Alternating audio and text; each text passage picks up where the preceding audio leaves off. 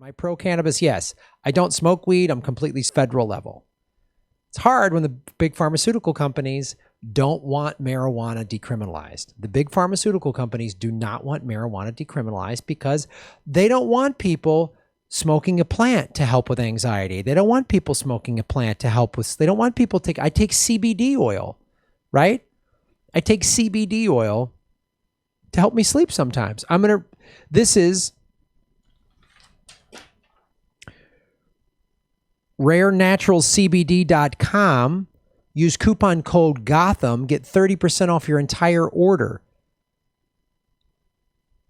And this CBD oil doesn't have any THC in it, like a trace amount, like so I don't want to be high, right? I'm sober. So it helps me sleep. It's good for recovery from intense workouts or training, and it supports a healthy lifestyle. And that's not why I'm pro-cannabis. I've been pro-cannabis since before Arno, Jimmy's producer, came to me and said he's selling this thing. Let's do a coupon code. I only would do any sort of ad or promo thing with a company that I support. First of all, he's a small business owner. But more importantly, we have recreational marijuana legal in California. We've had it for about 2 years now. We've had medical marijuana legal here for a while. And you got to ask yourself, why do the big pharmaceutical companies, they don't like, it's the same thing. And I have a lot of vets that watch this show. They come back from Iraq, Afghanistan with PTSD, and they go to the VA. And some vets have gotten great treatment at the VA. I've heard that story, and I want to say that. There's vets who have gotten really great treatment at the VA. There's some that have gotten horrible treatment. And some of it's just like, oh, they just give them full of like, pharmaceutical stuff. And it's like marijuana, CBD oil, cannabis can help with so many things. I've put CBD like balm on parts of my body that were sore. I know people who are older. My mom's used it for like her like osteoarthritis. Very healthy, very physically active, all that stuff. So it's like, why are we putting people in jail for a plant? And that's but part of the reason why marijuana is illegal is it's part of the whole, because if you look at the history of it, it's like many of the systemic racism things, right? So the movie that came out in the 30s, Reefer Madness. So they criminalized marijuana because hemp paper was going to hurt. I believe it was like Rockefeller, one of those tycoons of the last century, had a paper business, and they didn't want hemp paper to put them out of business. So they made anything related to hemp scary, and they used racist tactics. Oh, and Reefer Madness, they saw like, oh, a black man smokes reefer and then he's crazy and he's going to rape your white lady. Like there's all this crap. And in today, we know this, that a black person is 3 times more likely to do jail time if they get arrested for the same amount of weed. There's no reason anybody of any ethnicity should be in jail for smoking a plant. Like, are we going to outlaw cigarettes? Nicotine's highly addictive. Nicotine makes you all irritable and can make you whatever. Smoke from nicotine's bad for somebody else's lungs. So marijuana, absolutely. Not only that, if we legalized it and taxed it, you look at states like Colorado now, it's helped Colorado's economy. Colorado implemented recreational marijuana several years before California did. It's helped their economy. I know somebody that had real estate in Denver.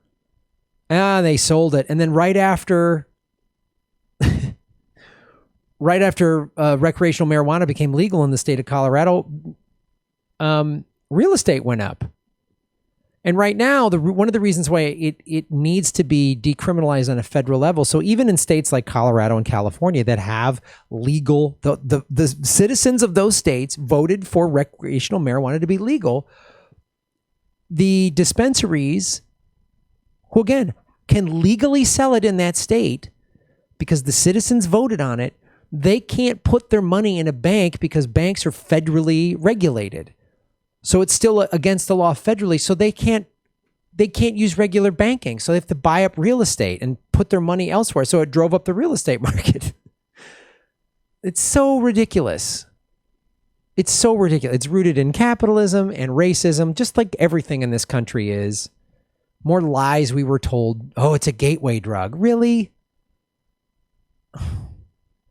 How many people smoked a little weed and then became crazy meth heads? Like, come on, man.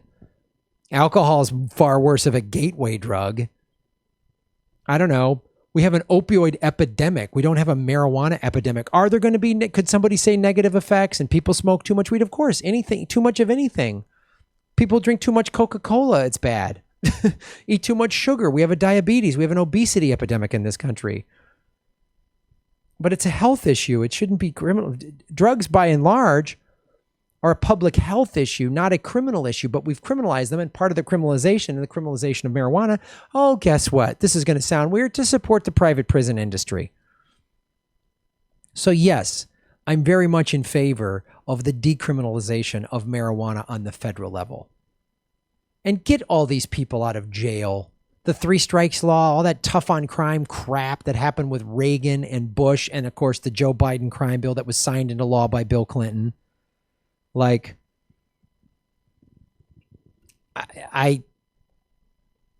there's people in prison for smoking a plant.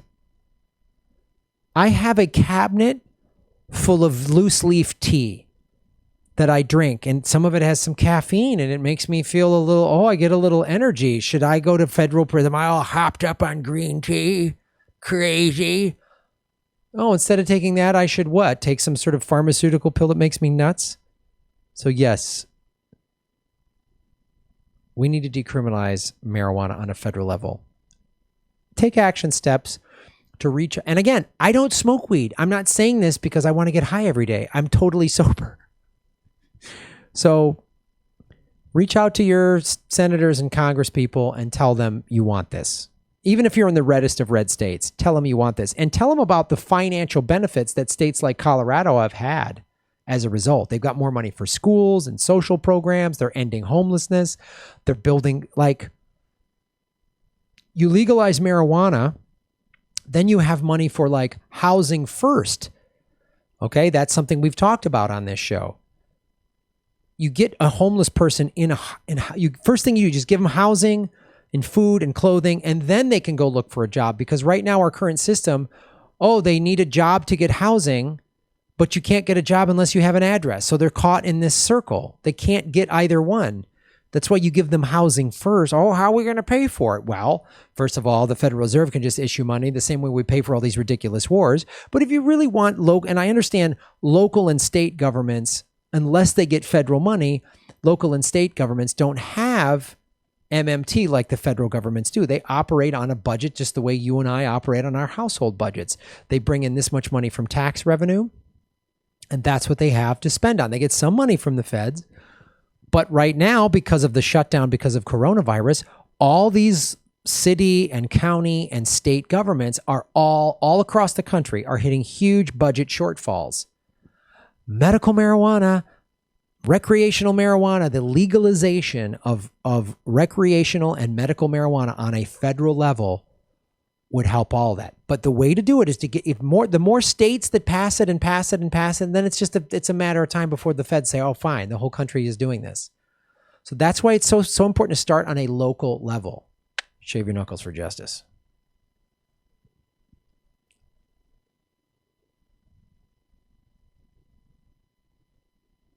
And from Guy McPherson, the banning of cannabis has accelerated our extinction by over 5,000 years. Not to mention, let me add this before I was going to end. All of the positive products and things that can be done with hemp is a much more sustainable product because it's literally a weed, so it grows quicker. So you can grow it, use it for CBD oil, for hemp products, hemp rope, clothing, all this stuff. The amount of time and water and resources to cultivate trees that get put into paper takes so long. Hemp is easy. The Constitution was written on hemp paper. That's why we need it. Boom, pow. I almost died under their health care. Cannabis literally single-handedly saved my life. Thank you. No law regarding cannabis. Nice. It's funny how banks can't take money from legal marijuana sales, but there are banks that laundered illegal drug money. Of course, Denver is amazing, but local government is not doing well with homeless. Okay, good to know. Another thing that they should, again, that housing first, watch my housing first videos about Finland and now Utah have done housing first, and see that model and just take that model and send it to your local lawmakers in Denver or wherever and say this what needs to happen. Wherever you live, I'm sure if you have any kind of big city near you, there's a homeless problem. I can almost assure you, because we have over 500,000 homeless people in America. That was before the quarantine, so it's probably closer to 1 million now. Like, share, and subscribe. Hit the bell notification button and the subscribe button, even if you've done it before, because they're unsubscribing, many of you, every day. Watch the ads all the way through. If you click skip ad, I don't get paid. Also, support us at patreon.com/Graham Elwood or rockfin.com/Graham Elwood. Rockfin.com is a blockchain cryptocurrency platform. All my videos are on Rockfin ad-free. Thanks for watching.